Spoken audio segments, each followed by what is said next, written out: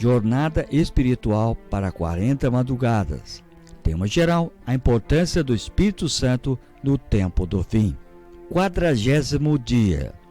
Tema do dia: o Espírito Santo e o dom de profecia. Crede no Senhor, vosso Deus, e estareis seguros. Crede nos seus profetas e prosperareis. Segundo Crônicas, capítulo 20, versículo 20. O dom de profecia sempre foi um dom indispensável para o povo de Deus. Esse dom é indispensável para manter a unidade, confirmar a fé, ressaltar a verdade, remover as dúvidas e denunciar os erros. Muito embora Deus tenha usado diversos métodos para se comunicar com seres humanos, o dom profético se tornou, entre todos, o meio mais comum, frequente e conhecido. A manifestação desse dom sempre começa com uma ação de Deus. Deus escolhia o profeta, uma espécie de porta-voz. Ele entregava a mensagem que devia ser comunicada. Ninguém podia se autodeclarar profeta. Quando Deus convida alguém para ser profeta, junto com o chamado, ele dava a mensagem. O profeta se destacava como veículo mais visível do sistema divino de comunicação. Os profetas mostraram ao povo o quanto Deus os valorizava, a ponto de escolher dentre eles um homem ou uma mulher para representá-lo. Os profetas eram um lembrete constante da proximidade e disponibilidade da instituição divina.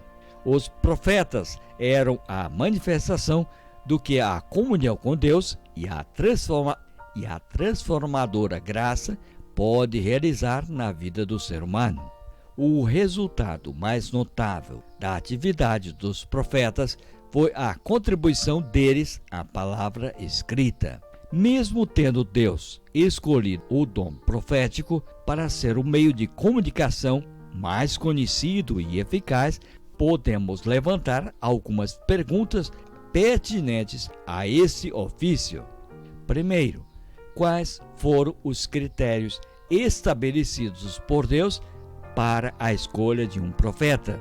Segundo, Deus escolhia os profetas levando em conta alguns qualitativos pessoais. Não há nenhuma indicação de que Deus tenha escolhido pessoas com base em qualquer elemento ligado à cultura, personalidade, talentos ou educação. Ele escolhia a pessoa que melhor servia para aquele momento específico, ou aquele que poderia estar mais bem preparado para representá-lo. De fato, Deus escolher a pessoa certa para exercer uma tarefa determinada em um tempo específico. A prova disso são os livros da Bíblia. Todos eles revelam as marcas do conhecimento, educação, personalidade e experiência do profeta. E o conteúdo das Escrituras é relevante até hoje. As principais funções delegadas por Deus aos profetas são: primeiro, falar com Deus. A função principal de um profeta não era de predizer acontecimentos futuros, mas se colocar como um instrumento nas mãos de Deus. Segundo, revelar os planos de Deus. A palavra de Deus nos mostra isso. Certamente, o Senhor Deus não fará coisa alguma sem primeiro revelar o seu segredo aos seus servos, os profetas. Amós, capítulo 3, versículo 7. Quando as preocupações de um profeta se cumpria, aumentava seu grau de confiabilidade. Moisés sugeriu o modo de se aferir às palavras de um profeta. Sabe que, quando esse profeta falar em nome de Deus e as palavras dele não se cumprir, nem suceder como profetizou, essa é a palavra que o Senhor não disse com soberba. A falou tal profeta: não tenhas temor nele, não tenhas temor dele, Deuteronômio capítulo 18, versículo 22.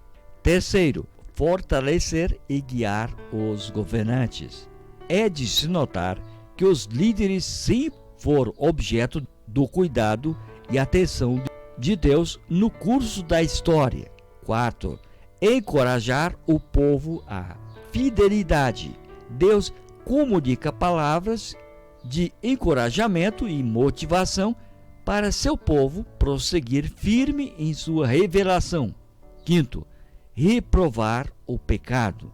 A tarefa do profeta incluía reprovar a injustiça social, erradicar a idolatria, protestar contra a imoralidade. Os profetas recebiam poder adicional da parte de Deus para exercer essa tarefa, como coragem e vigor. A voz de reprovação do profeta era a voz de reprovação de Deus, a qual era pronunciada a despeito das circunstâncias. Sexto, ensinar o povo. Na essência da palavra, nem todos os profetas eram professores. No entanto, por meio de seus ensinamentos, o povo aprendia os princípios do reino de Deus. Além das funções acima citadas, podemos destacar ainda outras responsabilidades que eram pertinentes aos profetas. Em muitas circunstâncias, eles ou elas agiam como consultores. Em muitas circunstâncias, eles a. agiam como consultores, b. como conselheiros, c. juízes, d. advogados, e. médicos, f. operadores de milagres, etc. Nós, adventistas, cremos no ministério profético de Ellen G. White. O ministério profético de Ellen e o surgimento da Igreja Adventista do Sétimo Dia são inseparáveis. Tentar entender um sem o outro tornaria a ambos ininteligíveis e inexplicáveis. Ellen White e a história da Igreja Adventista do Sétimo Dia, em conceito e estrutura, são parte de uma mesma obra de arte em seus mais variados tons e matizes. Sua presença e participação se destacam em cada fase da Igreja Adventista do Sétimo Dia, desde sua origem, crescimento e desenvolvimento, isso durante o período de 70 anos.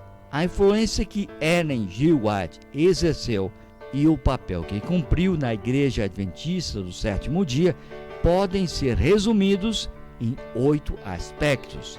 Primeiro, consultoria no desenvolvimento doutrinário.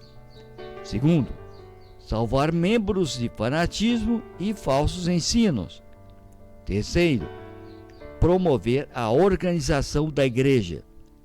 Quarto, orientar a Igreja Adventista frente aos problemas. Quinto, guiar os planos. Sexto, revelar os futuros eventos. Sétimo, encorajar e auxiliar nos estudos das Escrituras. E oitavo, guiar os membros no viver cristão.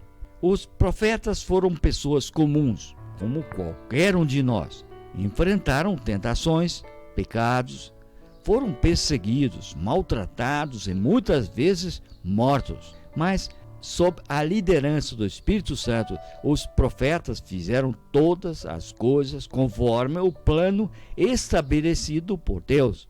Foram servos que falaram, agiram e representaram a Deus perante a humanidade.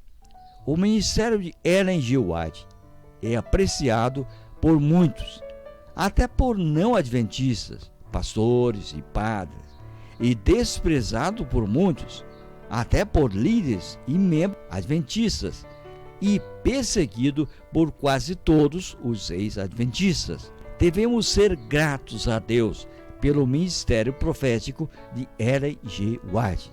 Sua postura e equilíbrio fez com que ela mereça o título de porta-voz de Deus para o tempo do fim.